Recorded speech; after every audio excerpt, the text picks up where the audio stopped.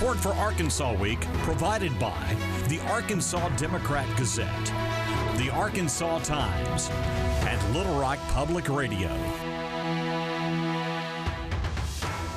Hello, everyone, and welcome to this edition of Arkansas Week. I'm Chris Kane.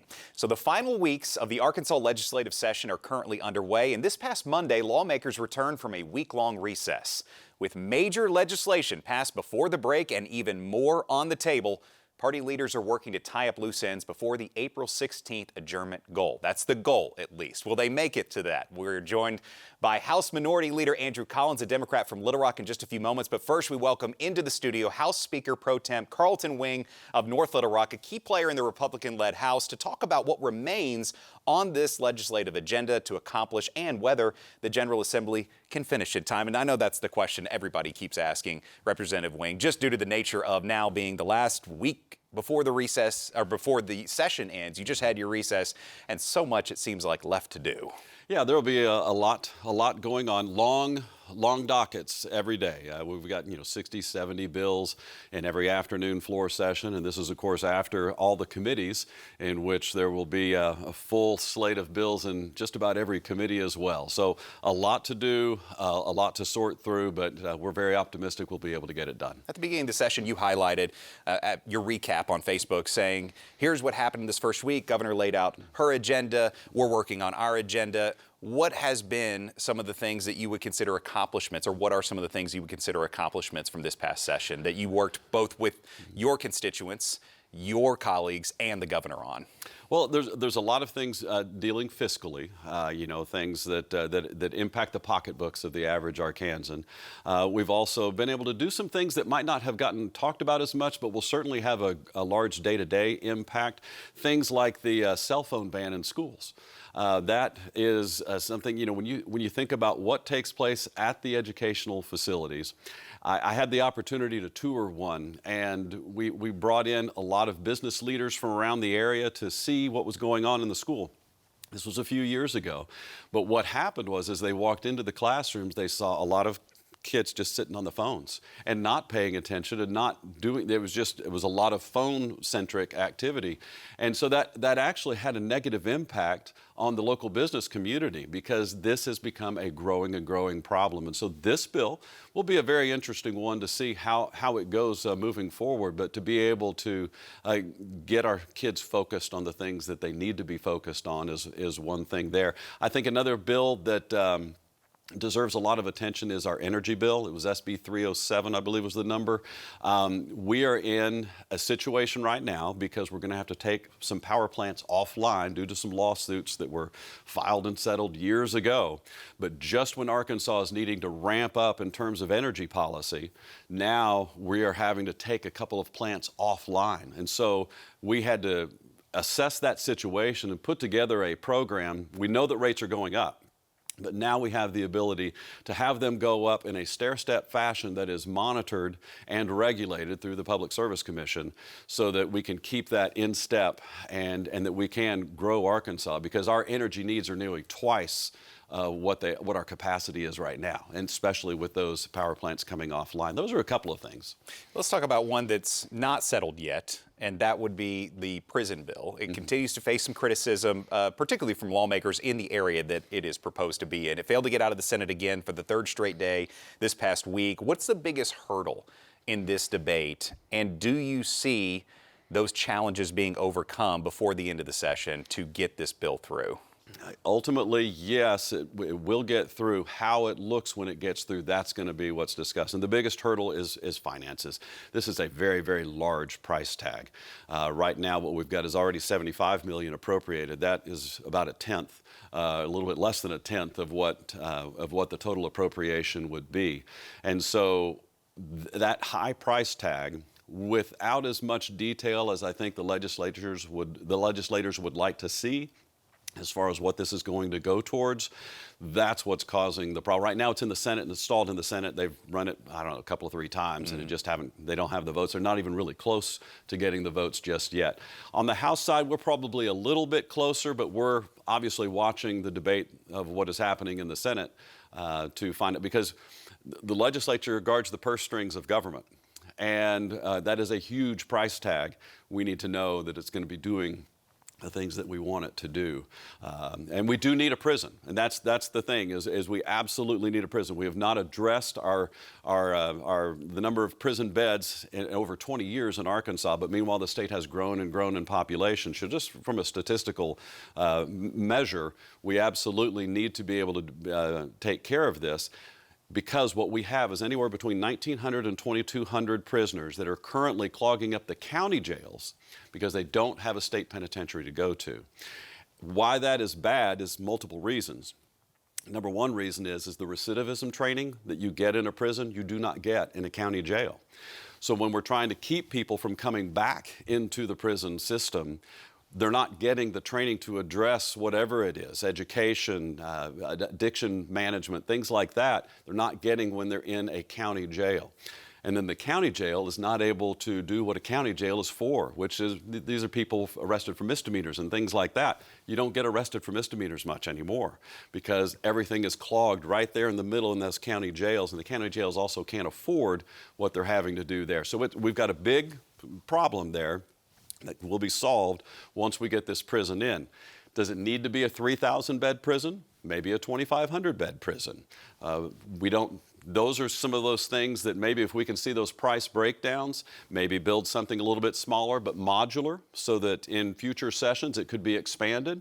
Those are some ideas that possibly could be out there. But right now we need to see more justification for the price tag before we can move forward. Do you think changes or amendments would have to be made to this bill to get it through, or do you think it can get through as is? It's, I tell you what, right now it does not appear that it's going to be getting through as is. So there's going to be something that needs to change, whether it's materially in the bill or informationally to support what is in the bill. That's going to happen before those votes arrive. Let's switch gears now to education. Arkansas Access passing, signed into law. Do you see that as one of the biggest wins for your party this session, or is there another one that isn't standing out as much or didn't get as much headlines? Well, I mean, I think that's a big win for the people who are being educated in the state of Arkansas. It's not really a Democrat versus Republican thing. I mean, this is good for the state of Arkansas. What access is to this session, LEARNS was in the last session, which was a huge win for the students of Arkansas.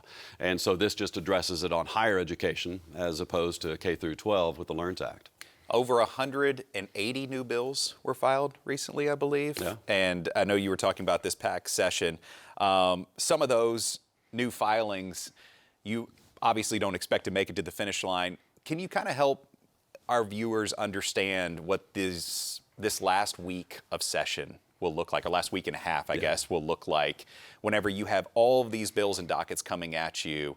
And it's a lot of information to compartmentalize, to process, and to be able to vote on and know that if this passes, it will be around for at least 2 years. Yes. How do you all navigate this type of system where bills can be filed this late and you have to decide on them in these committees and then in the full chambers? Well, first off, any bill that is going to be filed at this point is going to have to be absolutely perfect. There's no time for amendments, so it's going to have to be absolutely perfect if it's going to get to the finish line and become a law. Now, I would refer our viewers to Arkansas PBS's website. There is a little video called How a Bill Becomes a Law that gives the 5-step process of what it has to go through. It has to go through a House committee, a House floor, the Senate committee, the Senate floor, and the governor's desk. Those 5 steps have to all be followed in order for a bill to become a law. Now, it can start in either the House or the Senate. It can flip-flop.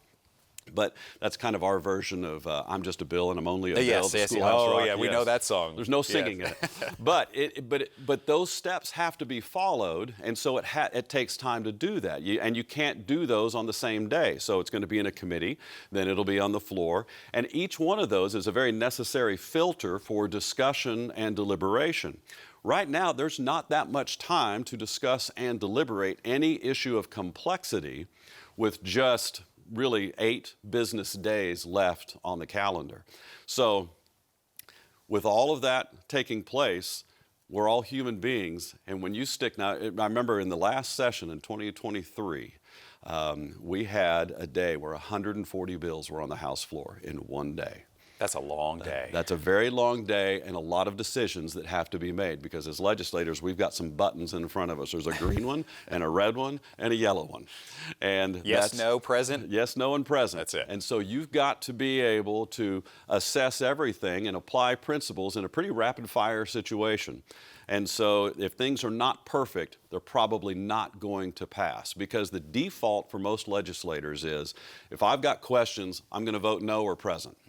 Which is, a present is essentially a no vote. Yeah. Because you're right, because a bill has to have 50, in the House, it has to have 51 votes to pass. And it doesn't matter if it's a no vote, a present vote, or a non-vote at all. Just don't push any buttons. All of that adds up, but you got to have 51 votes to pass. But a present can be a soft no, but and so oftentimes there will be an idea that we're just going to let something go, because I can vote no now and vote yes later. Mm-hmm. But if I vote yes on a bad bill, now that's law for the next 2 years. Got about a minute and a half left. Wanted to see if there's anything personally you're looking forward to getting passed, or any bill out there that you have your eyes set on. I want to make sure this gets through before the end of this session. Anything out there that you have kind of a target on at this point? Or is there anything maybe that bipartisan, like you just mentioned, there would need to be a perfect bill and probably some bipartisan support to get anything new through at this point? What are some bipartisan bills that you've seen, that you've worked on with the other side, that your party has worked on, that you've been proud of, that's seen them go through? Well, I think, when we look at some of the things that I think I'm trying to remember how bipartisan the cell phone bill was. But I think it had dual support. Yeah. It had dual support. The energy bill, I think, was something that was significant. We passed the homestead tax credit, which was a benefit to our property tax. It was a $100 credit, which was the largest credit that we've been able to give. It's now up to $600. That was a significant tax relief that I think benefits everybody. When you look at the three-legged tool of taxation, you have sales tax, income tax, and property tax. Our property taxes are already pretty low nationally. We're about the third or fourth in the nation as far as low property taxes. So getting that homestead tax credit was a benefit to everybody in the state of Arkansas as well. Really appreciate the time today. I know you're a big angler, and April's a great time for fishing in the state. So that April 16th deadline, you've got that locked in, brother. Trying to get everything in before you head back out of the water. And I know you've missed it. As always, we appreciate your time. Representative Wing out of North Little Rock, we look forward to seeing you next time, and hope the rest of the session goes smoothly for you. Thank you very much. All right, back right after this on Arkansas Week.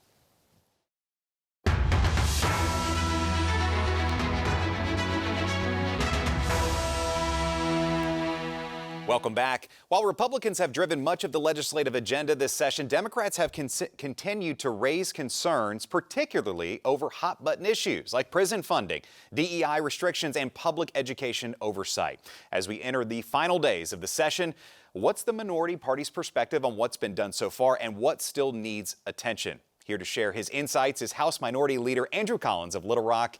And Representative Collins, you said before the break, the break would be good for lawmakers to cool off a little bit. And has that cool-off period been enough after you've been in session this past week, or tension's still a little high? It feels like we never left. I mean, we're right back into a breakneck pace, and that typically is how it goes. The last couple of weeks of the session come very fast. There's a lot of bills, maybe too many bills for us to really give sufficient attention to each, but that's the process right now, and so we're in a sprint toward the end.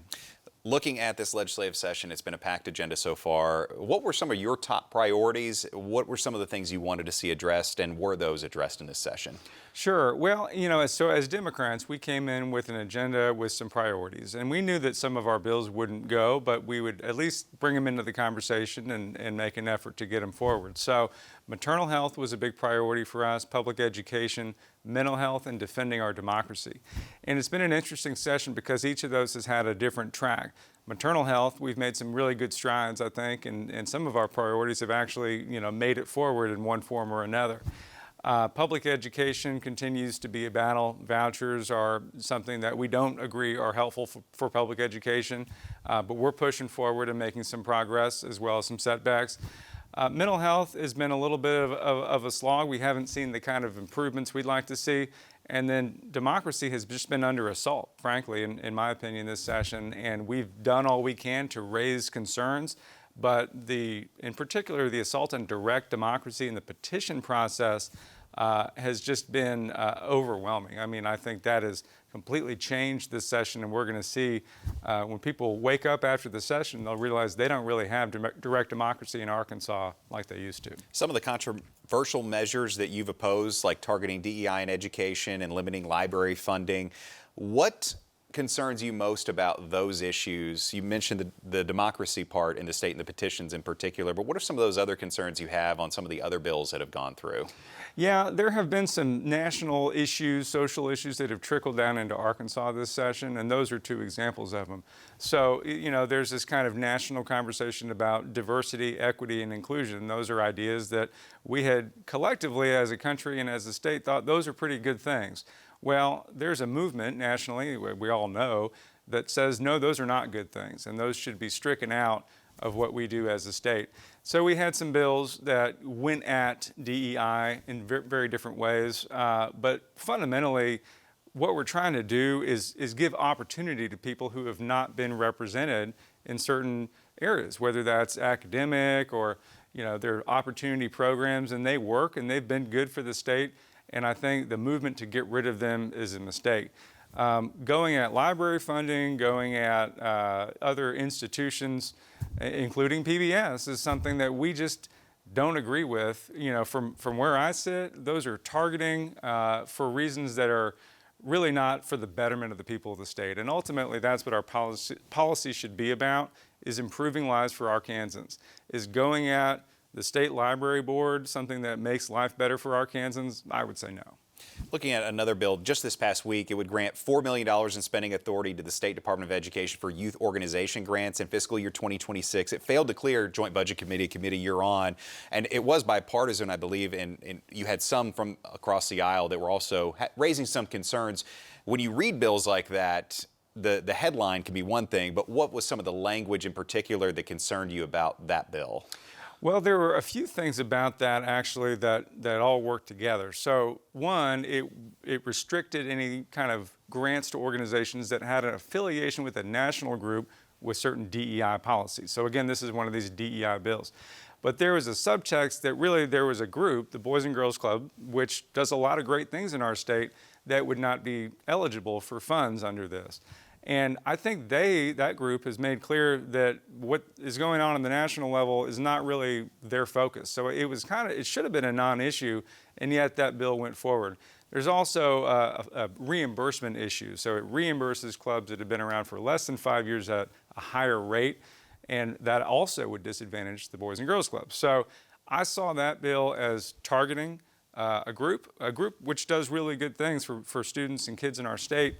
And I don't think that our public policy should be about targeting groups for things that, again, are not for the betterment of the people of the state.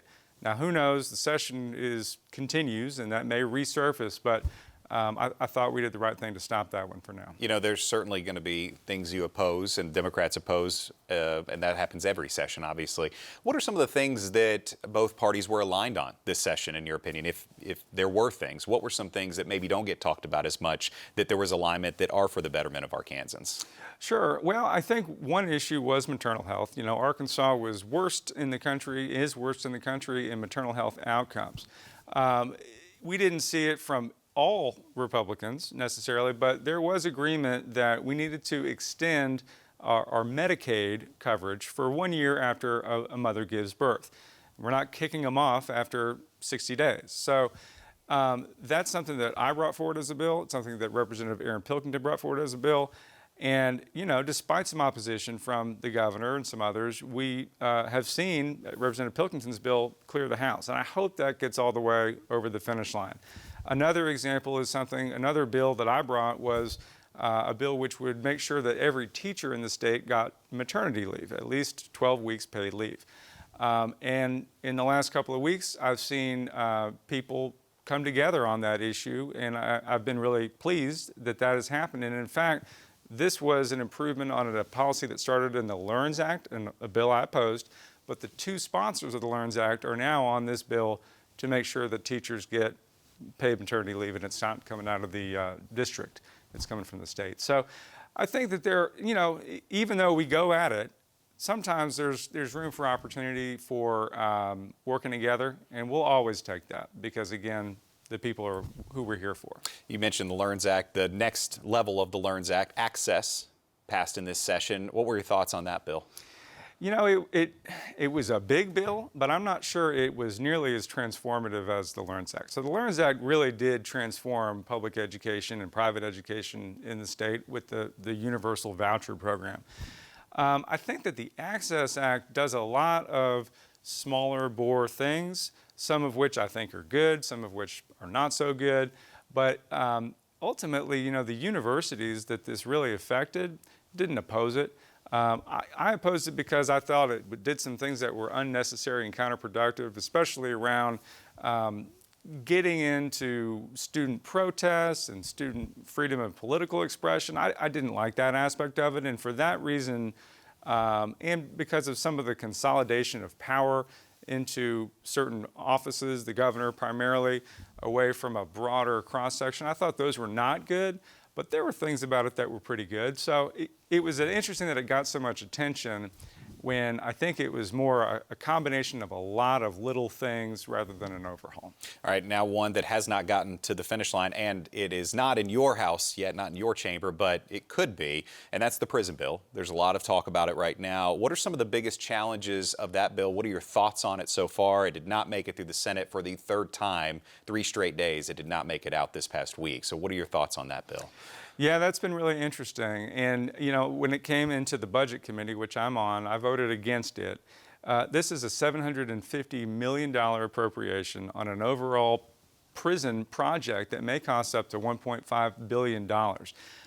There's a lot we don't know, and I think that's why a lot of people are not willing to vote for it. It's not that we don't have a jail overcrowding problem in the state. We actually do. We need to do something. But is this the thing to do in this way? And I think a lot of people have issues that the way we've done this in particular, this big idea on a site that wasn't fully vetted out in Franklin County, where there are concerns about getting enough people to work at the prison. There's a lot of local opposition. I think it's going to be difficult for them to get those votes. I mean, I wouldn't bet against it because I know there's a lot of pressure for them to vote yes on that.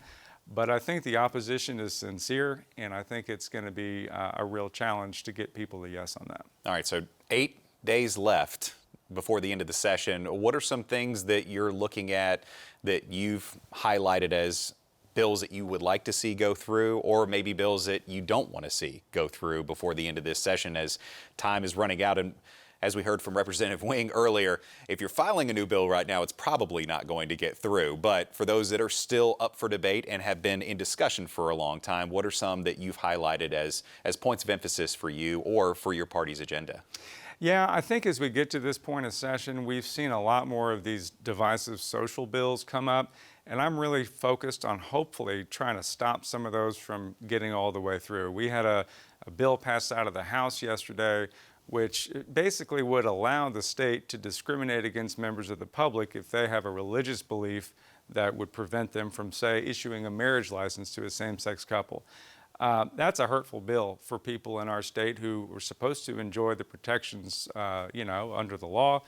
And I just don't think that government should be in the business of discriminating against people. So I hope that the Senate rejects that bill. And then there's a bill coming over to the House side, as we talked about, which would eliminate the State Library Board. I'm opposed to that bill, and it's coming to our committee, and I'll certainly do all I can to stop that. On the positive side, I would say maybe on the necessary side, we've got the Medicaid expansion reauthorization we still have to do. That certainly has to go forward. Medicaid expansion has been important for Arkansas families. It's been important for the healthcare system and our budget. We get a lot of federal money from that. We need to reauthorize that, and I expect we will. This is certainly a time, too, where you have these bills coming at you. What do you think is the biggest challenge facing the Democrats looking to the next session, looking ahead after this session, working not against totally, but working with the supermajority on the other side? Well, the biggest challenge is that we have such a small number. I mean, I think if we had more people in, our party in the legislature, it would do a couple of things. So we could be more of a check and balance. Right now, if you have a supermajority in any chamber of any legislature anywhere, they don't really have an effective check because they don't have to bring us to the table and we don't get to have oversight. I think that everyone, whether you're a Democrat or a Republican, you benefit from that balance. And I think that if we can pick up some more seats, and I think we will start to pick up some more seats here, and we're seeing some shifts already, I think that it would ultimately just be better government, because I don't think that the state is as extreme as the legislature has been. And I think that's because, again, the supermajority doesn't have an institutional check that it could have and should have from the other party. He is Representative Andrew Collins of Little Rock. We appreciate your time, Representative Collins. We know that time is limited for the rest of the session, so thanks for taking some time out of your day to join us here on Arkansas Week. We'll see you next time. Thank you. All right, and thank you all for joining us on this week's edition of Arkansas Week. I'm Chris Kane. Until next time, have a good one.